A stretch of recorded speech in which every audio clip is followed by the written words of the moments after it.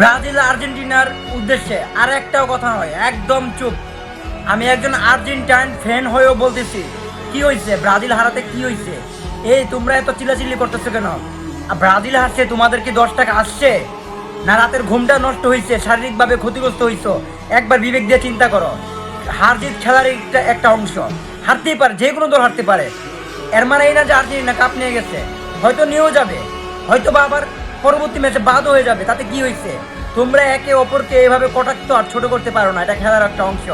তবে হ্যাঁ, খেলাকে খেলার জায়গায় রাখতে হবে। যেসব ব্রাজিলিয়ান ফ্যানরা খেলাকে খেলার জায়গায় রাখে নাই, তাদের উদ্দেশ্যে বলছি, আর্জেন্টিনান ফ্যান সবাই মিলে তাদেরকে গর্তে ঢুকাইয়া এমনে এমনে করে খেঁচো, কারণ তারা খেলাকে খেলার জায়গায় রাখে নাই। ঠিক আছে? ওই সমস্ত ব্রাজিলিয়ান ফ্যানদেরকে গর্তে ঢুকাও।